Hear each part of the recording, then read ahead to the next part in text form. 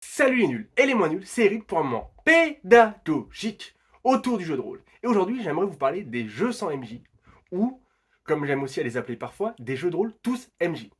Lorsqu'on parle d'une partie de jeu de rôle traditionnelle ou classique, l'une des personnes autour de la table va avoir un rôle un peu différent, qui est le rôle de meneur de jeu, ou meneuse de jeu, maître de jeu, maîtresse de jeu, maître du jeu, bref, compteur, peu importe comment est-ce qu'on appelle cette personne, mais cette personne va avoir certaines fonctions autour de la table qui vont être différentes d'un joueur ou d'une joueuse lambda.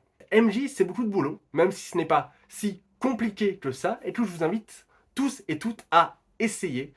J'avais d'ailleurs déjà fait une vidéo sur ce sujet-là. Bref, il existe des jeux de rôle où cette fonction MJ va être pas supprimée, puisque dans les faits, on aura toujours besoin de personnes pour être garante des règles, de personnes pour incarner des personnages de nos joueurs, etc. Mais cette fonction-là va être distribuée différemment. Au lieu d'avoir un ou une MJ unique avec tous les pouvoirs, eh bien, ces pouvoirs, ces fonctions, ces savoir-faire, ces compétences vont être distribuées différemment. Il y a pas mal de manières de faire, mais si vous voulez bien, on va s'attarder quelque peu sur les plus courantes. Première option, ça va être de dupliquer les fonctions du meneur de jeu. Au lieu d'avoir un MJ unique, on va avoir 2, 3, 4 MJ avec les mêmes prérogatives et qui vont pouvoir comme ça se séparer les différentes fonctions. C'est ce qui a été choisi par exemple dans un jeu que j'aime beaucoup, un de mes jeux de rôle préférés qui s'appelle Sonia et Conan contre les barbares. Dans ce jeu, il y a un joueur ou une joueuse qui va jouer le ou la barbare, qui est donc un personnage joueur comme on peut voir classiquement, mais il y aura de 2 à 4 ninjas qui eux vont être des MJ. Ce sont eux qui vont cadrer les scènes, planter le décor, jouer les personnages non joueurs, etc., etc., etc. C'est aussi eux, dans certains cas, qui vont décrire comment se passe l'action, sauf dans le cadre où le barbare utilise ses actions de barbare, et là on va lui redonner la main, et c'est lui qui va être MJ pour la fin de la scène, pour décrire comment ça se passe. Bref, voilà, ça c'est une première option, c'est de dupliquer les personnes responsables et leur donner à chacun le même pouvoir, et on va faire ça en même temps. C'est un peu l'anarchie, surtout que dans ce jeu-là, les ninjas n'ont pas le droit de communiquer entre eux, mais c'est très amusant, et ça permet assez efficacement, je trouve, de partager ses responsabilités. La deuxième option, c'est de faire tourner ce rôle de MJ. Il me semble qu'il y avait déjà cette option dans Prince Valiant, qui est un jeu de rôle qui est déjà bien vieux. Mais l'idée, c'est de dire, voilà, pendant un instant T, on va donner tous les pouvoirs à une personne qui va être le MJ pour cette scène. Puis ensuite, on va prendre son pouvoir et le donner à quelqu'un d'autre qui, lui, aura toutes les clés, toutes les fonctions du MJ ou de la MJ pendant cette scène-là. Bref, le pouvoir va ainsi circuler de main à main au fur et à mesure des différentes scènes.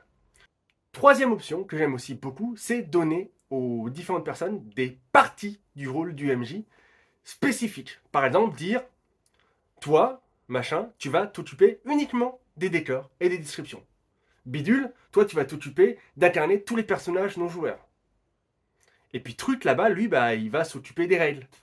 Et ça permet comme ça aussi de déléguer pas mal de responsabilités. Et l'un des avantages lorsqu'on fait ça, lorsqu'on n'a pas de MJ ou qu'on est tous plus et toutes plus ou moins MJ, c'est que ça va aussi diminuer la charge mentale du MJ. Parce que être un MJ, c'est beaucoup de pression, c'est beaucoup de choses auxquelles penser, beaucoup de choses auxquelles réfléchir.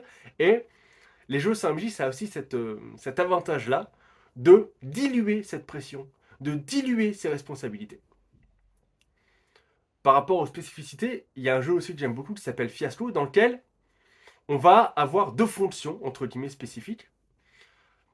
On va pouvoir cadrer des scènes, c'est-à-dire qu'on est un peu comme un MJ, et on décide où la scène a lieu, quel décor, quel figurant, quel est l'enjeu de la scène, pourquoi est-ce qu'on joue cette scène-là, pourquoi est-ce que les acteurs sont là, bref, on va mettre en place une scène.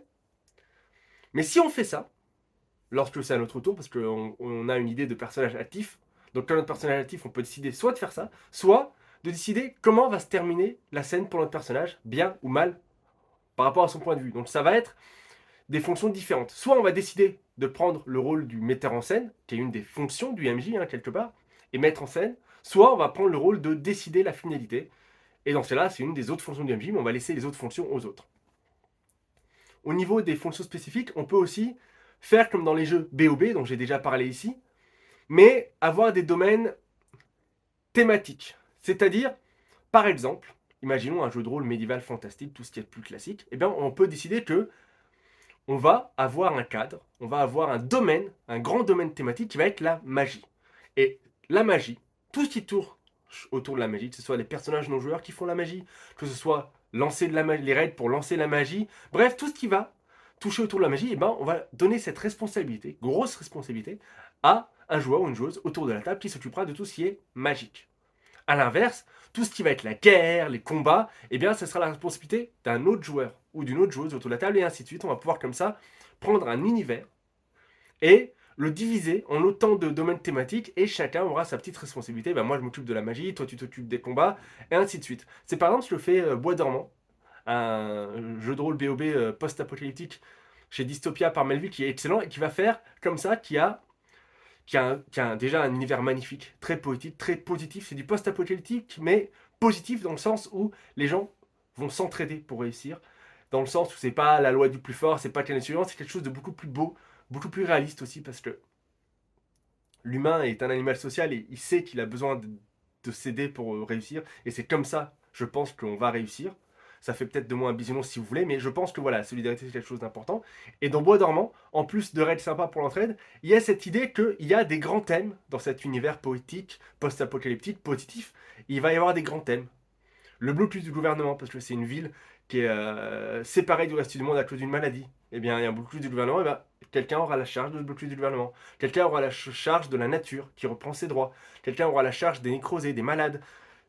Et ainsi de suite. Et du coup, voilà, il y a tous ces domaines thématiques-là qui vont permettre, vu que chacune aura sa responsabilité, d'avoir quelque chose de cohérent et qui marche bien. Dans Deux mauvais rêves de Julien Poire, il va y avoir différentes phases. On va y avoir des phases dans la journée où on va avoir un personnage actif qui va faire des choses, chasser, s'occuper de bêtes, parce que ça se passe dans le Grand Nord, et on joue pas des Inuits, je me rappelle jamais du peuple exactement qu'on joue, mais voilà, on joue des tribus dans le Grand Nord qui sont maudits et tout.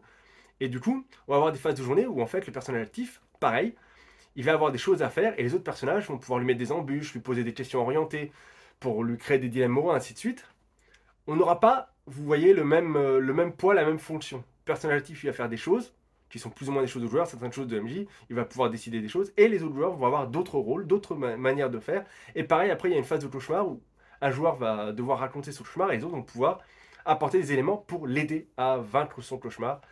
Et on va ainsi jouer différentes scènes au fur et à mesure pour essayer d'apaiser les tensions dans la famille, pour vaincre la malédiction. Bref, c'est un super jeu. Là, voilà, je survole juste quelques exemples pour vous expliquer comment, eh bien, tout simplement, la fonction d'MJ, elle est diluée, elle est diffusée, elle est multipliée. Bref, il y a plein de manières de faire. On peut imaginer tout un tas différent pour supprimer ou diluer ou faire autre chose de cette fonction de meneur de jeu. Et moi, j'aime beaucoup les jeux sans MJ pour plusieurs raisons. Je trouve que ce sont une famille de jeux, une catégorie de jeux, on va dire, qui va vous apporter quelques avantages. Premièrement, dans les fonctions traditionnelles du meneur de jeu ou de la meneuse de jeu, il y a la préparation du scénario, la préparation de la création de monde, tout ça, tout ça. Quand on n'a pas de MJ, en général, ces fonctions-là, elles vont être mises de côté, elles vont pas être dupliquées, elles vont pas machin. Et du coup, ce sont souvent des jeux avec moins de préparation. Le monde, l'univers est souvent esquissé, ou alors on va avoir une phase de world building, c'est-à-dire que c'est tout le monde autour de la table qui va créer l'univers. Soit en s'aidant de table aléatoire, soit en discutant, en répondant à des questions, bref, ce sont des jeux qui souvent font demander moins de préparation que de jeux de rôle plus classiques où le MJ doit préparer un scénario, il doit créer son monde, son univers, ses PNJ, des machins. Là, souvent, ça se fait de manière plus organique et on crée tous ensemble et c'est quelque chose que j'aime beaucoup. Moi qui suis plus souvent maître de jeu que joueur, c'est quelque chose qui va être assez reposant dans le sens où ça va être dilué, ce boulot, hein, quelque part, auprès de tout le monde.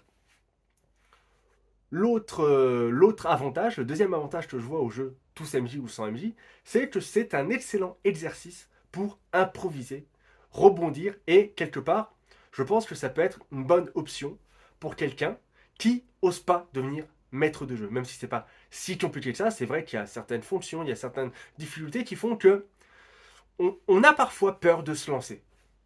La première fois, comme MJ, ça peut être difficile. On a peur de décevoir ses joueurs, ses joueuses autour de la table. On a peur de pas bien maîtriser le scénario. On a peur de pas savoir rebondir sur les idées des joueurs, de pas savoir improviser. J'avais d'ailleurs fait aussi un moment pédagogique sur l'improvisation. Bref, peu importe. Toujours est-il que ces jeux où on est tous MJ, eh bien, ça peut être une occasion, une opportunité de s'entraîner à être MJ, tout simplement, s'entraîner à animer, s'entraîner à improviser, s'entraîner à avoir des idées, s'entraîner à écouter l'autre aussi, c'est encore un avantage du jeu Tous MJ, mais comme les pouvoirs sont partagés, eh bien on a besoin de s'écouter. Dans un jeu de rôle un peu plus classique, traditionnel, le MJ, par sa position où où elle a un peu plus de recul, eh bien lorsque le MJ parle, on l'écoute. Et ensuite, les joueurs, ils parlent un peu entre eux, ça peut être éventuellement la cacophonie, mais en tout cas, on écoute beaucoup l'MJ parce que c'est lui qui va apporter des éléments de narration, de description. Et bien là, comme on a tous un peu ce pouvoir, et bien ça a tendance, je trouve, de ma modeste expérience sur le sujet, à pousser tout le monde à plus s'écouter. Voilà pour les avantages des jeux sans MJ, ils sont nombreux.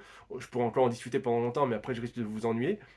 Si on devait noter des inconvénients aux jeux sans MJ, je dirais qu'il y en a quelques-uns malheureusement, et j'en vois principalement deux. Premier désavantage, c'est un peu le, c'est un peu le contrepoint de l'avantage précédent sur l'entraînement MJ, mais les jeux sans MJ demandent à ce que les participants et les participantes soient proactifs. Si on est timide dans son coin, qu'on ne parle pas, qu'on n'interagit pas, et qu'on donne un peu de ce pouvoir d'MJ, ben, ça va être compliqué. Ça, voilà, c'est le défaut de ces qualités du jeu sans MJ, c'est que ça peut avoir cet inconvénient-là. Et deuxième inconvénient qui arrive parfois, même si en général on s'en sort, c'est qu'il y a parfois un manque de cohérence interne dans la fiction. Comme on a tous le droit de dire ce qui se passe, et bien parfois, voilà, il y a des trucs, on va se contrôler, on va se machin. Si on s'écoute bien, comme je l'ai dit plus tôt, ça se passe plutôt bien. Puis le cerveau humain est assez bien fait, et on arrive souvent à créer la cohérence après coup. C'est-à-dire qu'on est tous MJ, machin, c'est un peu l'anarchie, tout le monde a le pouvoir, on raconte un peu tout ce qu'on veut dans la fiction. Mais ensuite, lorsqu'on va reprendre, lorsque ce sera notre tour, eh ben, on va combler les vides qui ont été laissés par les autres. On va rajouter des choses, on a un cerveau qui est quand même un des trucs les plus beaux et les plus puissants au monde, et on va réussir à amener de la cohérence à posteriori. Donc, je pense que c'est pas un véritable inconvénient, mais voilà, je préférais être transparent et honnête avec vous. Le jeu sans MJ, c'est pas forcément pour tout le monde, mais c'est quelque chose de formidable. Il y a des jeux super bien faits. Sonia Conan, dont j'ai déjà parlé, de mauvais rêves. Donc voilà, n'hésitez pas à essayer. Et c'est tout pour moi. Merci beaucoup de m'avoir écouté jusque-là. C'était un peu long. Je vous dis à plus les nuls!